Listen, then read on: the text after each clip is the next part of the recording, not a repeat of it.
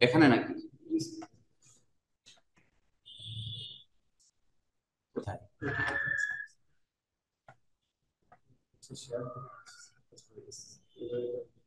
Share হয়ে গেছে। একটু ইয়ে করে দিই, দেখেন না।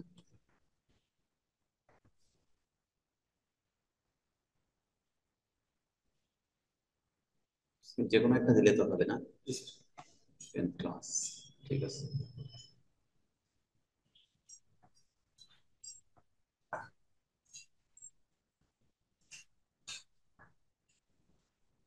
আসসালামু আলাইকুম।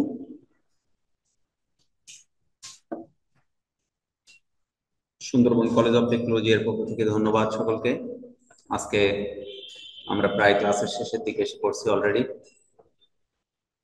তো আপনাদের যারা অনলাইনে আছেন, আজকে ক্লাসে কারো কোনো জিজ্ঞাসা থাকলে আমার সাবজেক্ট সংক্রান্ত ইংলিশের ব্যাপারে আপনারা কথা বলবেন। তো এখন আমরা এখানে একটা ক্লাসের মডিউল নিয়ে কথা বলছি। এখানে আমাদের গ্রুপ এ, বি এবং সি এই তিনটা অপশনের উপরে কিছু প্রশ্ন সাজানো আছে। আপনারা বোধহয় আমার এই স্ক্রিনটা দেখতে পাচ্ছেন? কেউ কথা বলেন। জি স্যার, পাচ্ছি। স্ক্রিনটা কি দেখা যাচ্ছে? তাহলে আমরা এখানে বেশ কিছু মাল্টিপল চয়েস অ্যান্সার সহ কিন্তু এখানে দিয়েছি। এবং আপনাদের জ্ঞাতার্থে এই বিষয়টা আবারও বলছি যে আপনাদের কিন্তু ফাইনাল শিট আমি একটা দিয়ে দিয়েছি, সাজেশন প্লাস সলিউশন। এটা কি পেয়েছেন আপনারা? এখানে হার্ড কপি আছে অফিসে, আর আপনাদের হোয়াটসঅ্যাপে কিন্তু এটা সেন্ড করা হয়েছে।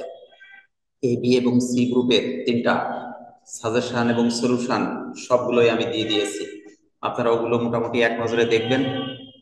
দেখার পরে একটা ধারণা চলে আসবে এবং প্রশ্নগুলো আশা করা যায় অনুরূপই হবে। মাল্টিপল চয়েস যেগুলো এখানে দেওয়া হয়েছে এগুলোই প্রায় রিপিট করে প্রশ্নগুলো, দেখা যায় বারবার ঘুরে ফিরে আসছে। তো এই মাল্টিপল চয়েস গুলো আপনারা মোটামুটি দেখলে এক নজরে একটা ধারণা পাওয়া যাবে এবং অলমোস্ট বেশিরভাগ মাল্টিপল চয়েস গুলো এখান থেকেই আসবে বলে আশা করা যায়। তো আপনাদের কিছু জিজ্ঞাসার আছে কিনা? ক্লাসের আগে আমি একটু কথা বলি। কারো কোনো জিজ্ঞাসার আছে? এখানে দুই তিনজন, তিন চারজন দেখতে পাচ্ছি। কারো কোনো জিজ্ঞাসার আছে কিনা? সুমাইয়া ইয়াসমিন দেখছি, কোনো জিজ্ঞাসার আছে?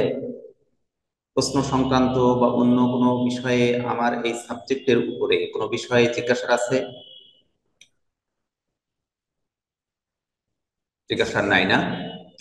তো ঠিক আছে, আমরা এখানে কিন্তু মাল্টিপল চয়েস যে সাতটা, অর্থাৎ 7 মাল্টিপল চয়েস আপনাদের আসবে।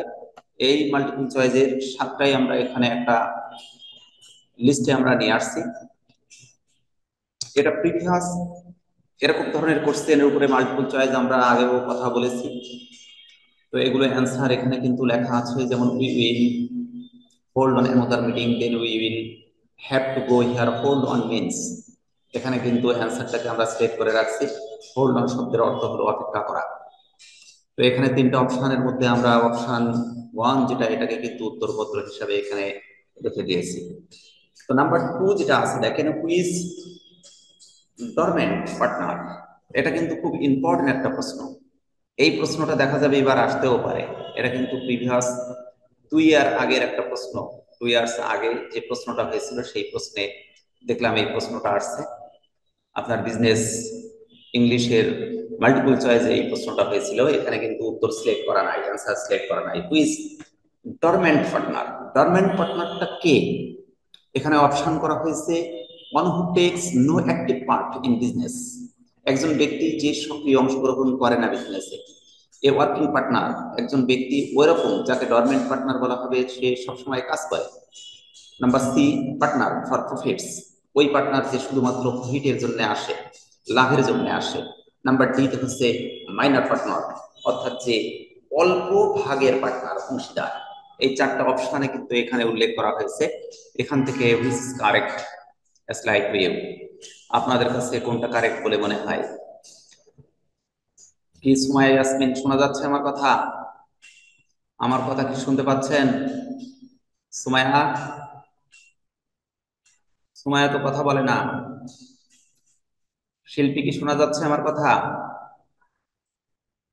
শিল্পী, শিল্পী খাতুন শোনা যাচ্ছে? কি সঞ্জিদা পারভিন শোনা যাচ্ছে? জি স্যার, শোনা যাচ্ছে। হ্যাঁ, কোনটা কারেক্ট এটা কি মনে হয়? এই প্রশ্নটা কিন্তু খুব ইম্পর্টেন্ট একটা প্রশ্ন। এবং ডরমেন্ট শব্দের অর্থ হলো সুপ্ত, আত্মগোপন করে যে থাকে, আনসিন অবস্থায় যে থাকে তাকে ডরমেন্ট বলা হয়। তো এই চারটা অপশনের মধ্যে কোনটা কারেক্ট বলে মনে হয়? কি working partner, partner for profits, minor partner, one who takes no active part in business, এই চারটা অপশন। তো এখান থেকে আমরা অপশন এ কে সিলেক্ট করব। এটা কিন্তু এখানে অ্যান্সার। এটা দেখেন, অপশন এ, এটা হচ্ছে অ্যান্সার। কারণ হচ্ছে ডরমেন্ট এর অর্থ কিন্তু বাংলা আমরা দিয়েছি, ডরমেন্ট হচ্ছে ওই জিনিস যে সুপ্ত অবস্থায় থাকে, আনসিন অবস্থায় থাকে, সিন অবস্থায় থাকে না, এটাকে ডরমেন্ট বলা হয়। তো সিন অবস্থায় যারা থাকে সেটাকে আমরা ডরমেন্ট বলবো না, ভিজিবল পার্টনার বলবো। ভিজিবল পার্টনার বা অ্যাক্টিভ পার্টনার বলবো। One who takes no active part, যে সক্রিয় অংশগ্রহণ করে না একটা বিজনেস, নিষ্ক্রিয়ভাবে জড়িয়ে থাকে বিজনেসের মধ্যে, তাকে কিন্তু ডরমেন্ট পার্টনার বলা হয়। তাহলে আমরা অ্যান্সার হিসেবে কি করলাম? অ্যান্সার হিসেবে কিন্তু সিলেক্ট করলাম কাকে? এই অপশনটাকে, অনটাকে আমরা সিলেক্ট করলাম। ঠিক আছে, তাহলে এটা আপনার ঠিক করে নেবেন, অন। এখানে কিন্তু উত্তরপত্র সিলেক্ট করা নাই। আরেকটা এখানে 3 নাম্বার যে প্রশ্নটা আমরা দেখতে পাচ্ছি, একটা বাংলা, সে এখন খুব কষ্টে আছে। এটা আমি একদিন ক্লাসে করিয়েছি, আজকে আবার রিপিট করলাম। একটা প্রশ্ন পেলাম, এই প্রশ্নে দেখলাম হুবহু এই প্রশ্নটা আসছে, যে কারণে এই অপশনটা আমি এখানে উঠিয়ে নিয়ে আসলাম। এখানে আছে হার্ড আপ, হার্ড অফ এবং হার্ড টু, এই 3টা অপশন। সে এখন খুব কষ্টে আছে। এই এখানে যে 3টা অপশন রয়েছে, অপশনের মধ্যে হার্ড আপ শব্দের অর্থ হচ্ছে অভাবগ্রস্ত, হার্ড অফ শব্দের অর্থ হচ্ছে কঠিন, হার্ড টু এটার অর্থ হচ্ছে এটাও কঠিন, এবং হার্ড ইন এটাও কঠিন। তো হার্ড আপ যেটা, এটা হচ্ছে অভাবগ্রস্ত, দ্যাট মিনস কষ্ট। অর্থাৎ যে কোনো জিনিসের অভাব, যেমন আর্থিক অভাব থাকতে পারে, আদার্স কোনো অভাব থাকতে পারে, কোনো ওয়ান্টিং এর অভাব থাকতে পারে, কোনো চাওয়া পাওয়ার কমতি থাকতে পারে। এই ক্ষেত্রে এই অভাব অর্থাৎ চাওয়া এবং পাওয়ার যে আকাঙ্ক্ষা, এই আকাঙ্ক্ষাকে প্রকাশ করতে হার্ড আপ এই ফ্রেজটা ব্যবহার করা হয়। এই জন্য he is very hard up now, সে এখন খুব কষ্টে আছে। এই সলিউশনটা হচ্ছে নাম্বার 1 হবে। তাহলে এটা আমরা এই করলাম। এরপরে আমাদের নাম্বার 4 আছে, উড ইউ মাইন্ড দিয়ে একটা অপশন রয়েছে। এখানে আমরা কিন্তু চেকিং শব্দটা করব, কারণ উড ইউ মাইন্ডের পরে ভার্ব 1 প্লাস আইএনজি, এটা একটা সূত্র আমরা জানি। কি জানা আছে না? উড ইউ মাইন্ডের পরে কি হবে?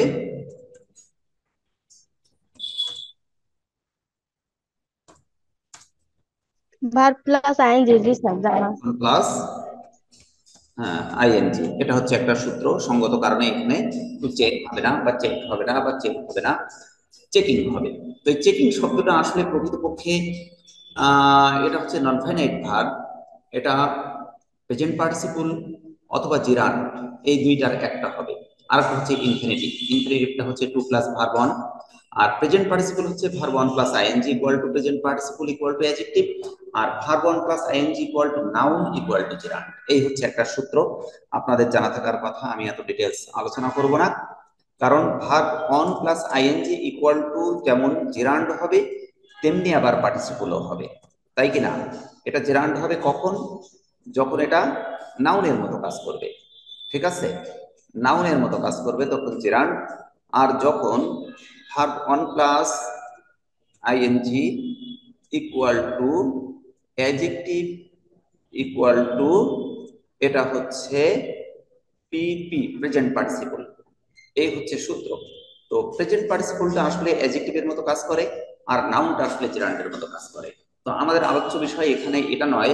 আলোচ্য বিষয় হচ্ছে would you mind plus verb 1 plus ING, এটাই হচ্ছে আমাদের আলোচনার মূল বিষয়। তো যাই হোক, আমরা এখানে তাহলে চেকিং অথবা টেকিং অথবা গোয়িং অথবা এরকম ধরনের যে ভার্বগুলো আমরা এখানে পাবো, সব ভার্বগুলো ভার্ব 1 প্লাস আইএনজি হবে।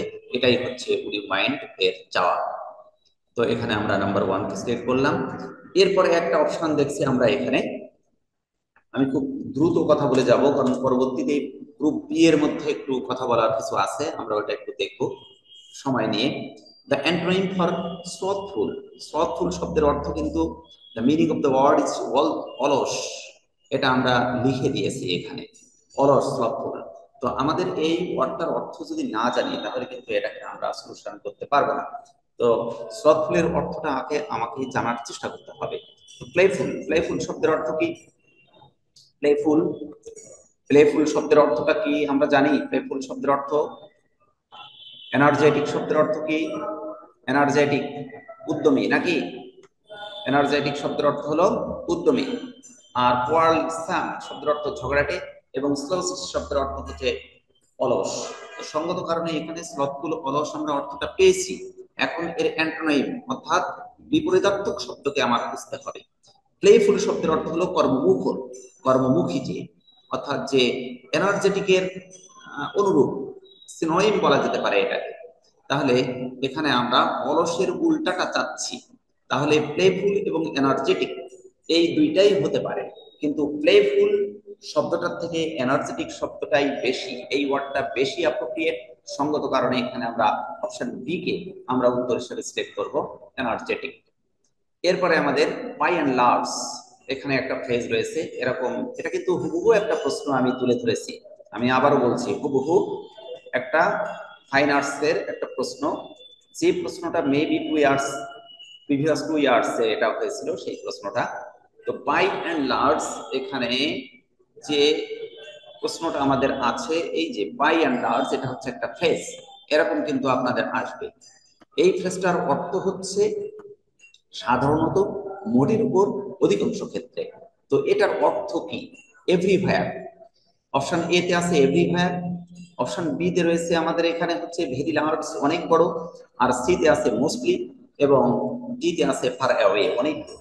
তো আমরা এখানে যেহেতু অর্থটা খুঁজে পেয়েছি, এ কারণে আমরা আমাদের উত্তরটা বের করা সহজ হয়েছে, এটা মোস্টলি আমাদের অর্থ আসবে। এরপরে 7, শেষ, a valid definition of A business purpose is true, এটা বলতে হবে আপনাদের। একটা নতুন জিনিস আসছে, উপরের ওইগুলো সহজ অ্যান্সার আমি দিয়ে রাখছি, এখানে কিন্তু অ্যান্সারটা দেয়নি। তো আমরা এখানে খুঁজে বের করার চেষ্টা করব a valid definition of business purpose. Valid definition, কার্যকরী সংজ্ঞা, বিজনেস পারপোজ অর্থাৎ ব্যবসায়ের লক্ষ্যের আলোকে একটা ব্যবসার কার্যকরী সংজ্ঞাটা হচ্ছে কি, কার্যকরী লক্ষ্যটা হচ্ছে কি, কার্যকরী টার্গেট কি, এই বিষয়টা এখানে আমরা খুঁজে বের করার চেষ্টা করব। তো নাম্বার 1 আছে ক্রিয়েট কাস্টমার, বি তে আছে ম্যাক্সিমাইজ প্রফিটস, সি তে আছে সার্ভ দ্য সোসাইটি, ডি তে রয়েছে এখানে increase the wealth of the farm. এই চারটাই কিন্তু কাছাকাছি, একেবারে কাছে কাছে চলে আসছে। তো which is correct according to your opinion? আপনাদের মতে এই চারটার মধ্যে কোনটা কারেক্ট হতে পারে? কে বলতে পারবেন? কথা বলেন দেখি একটু। কি শিল্পী খাতুন কি বলতে পারবে? সুমায়া? কেউ তো কথা বলে না। সঞ্জিদা পারভিন, কোনটা correct? Which is correct according to your opinion? This please. Answer C নাম্বারটা হবে, survey the society. Serve the society, ঠিক আছে।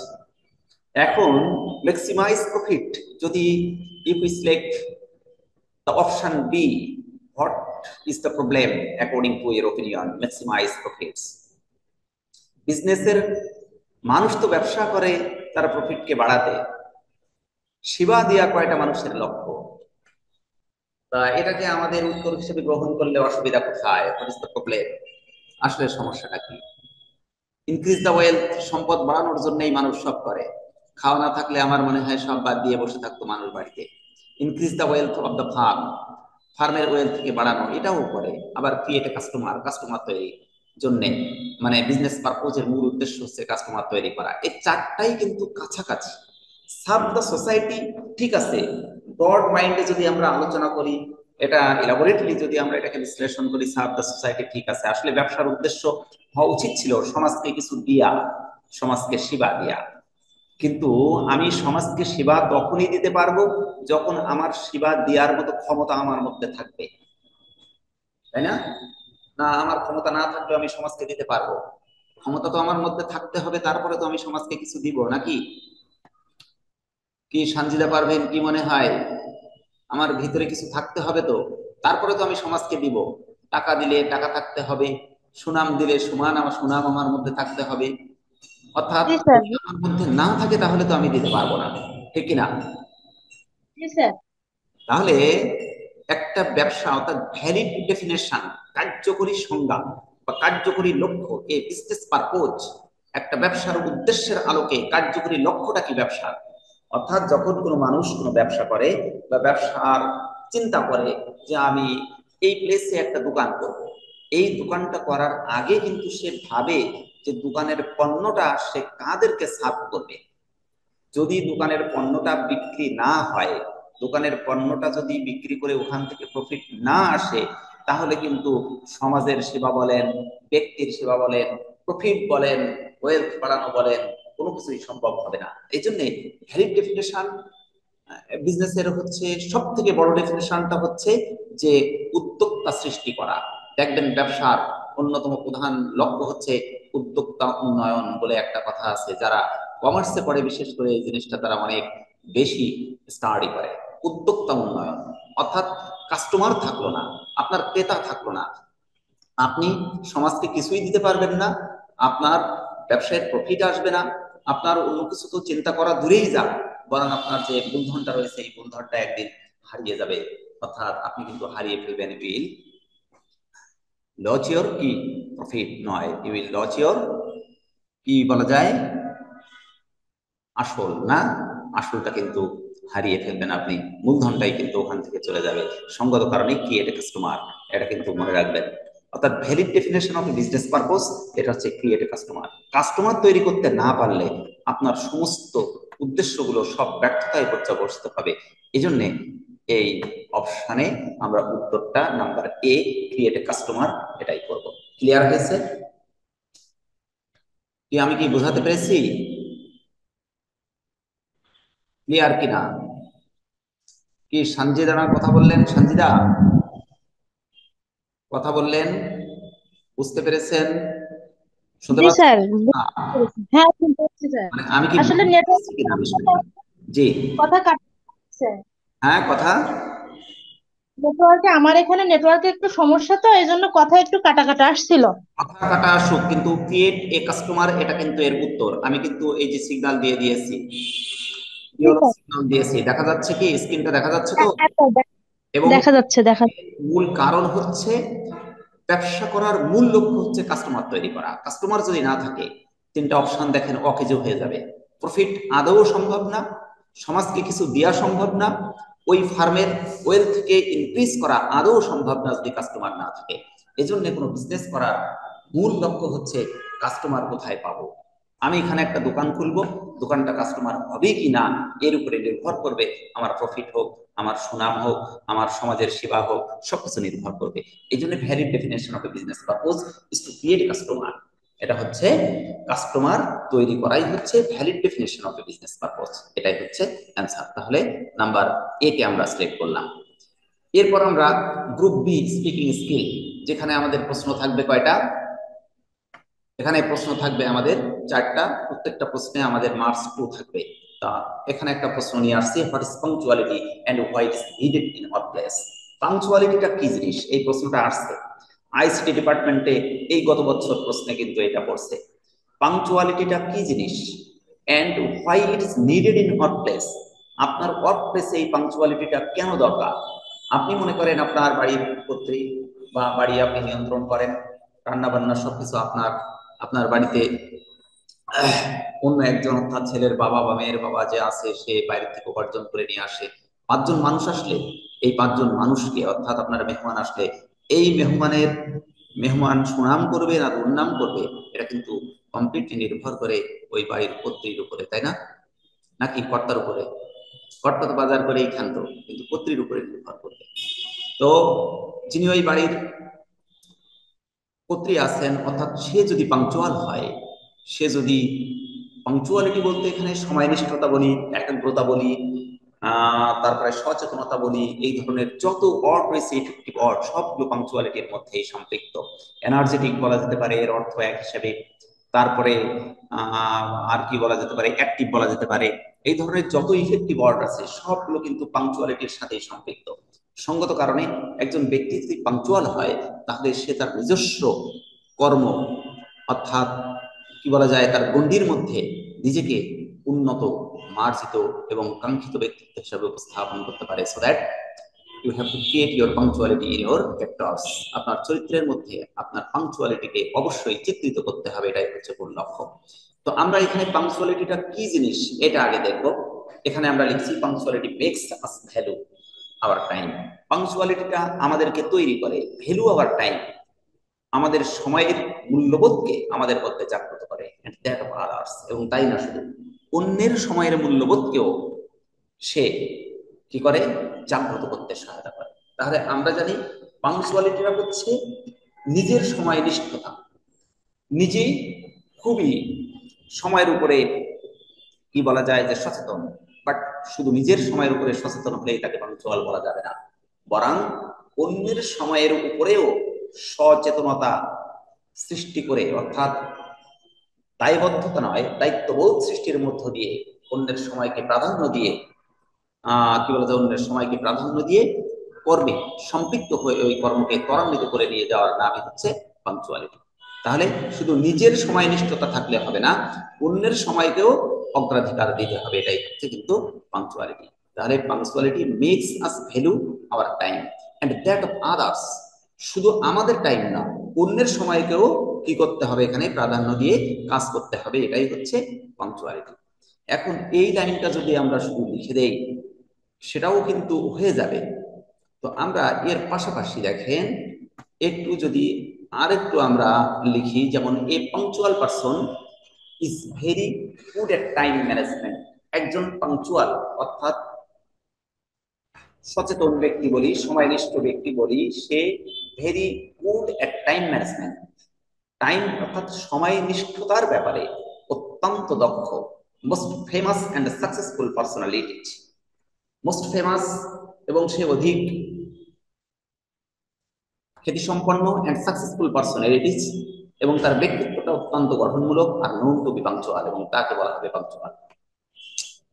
বিদ্যুৎটা চলে গেল।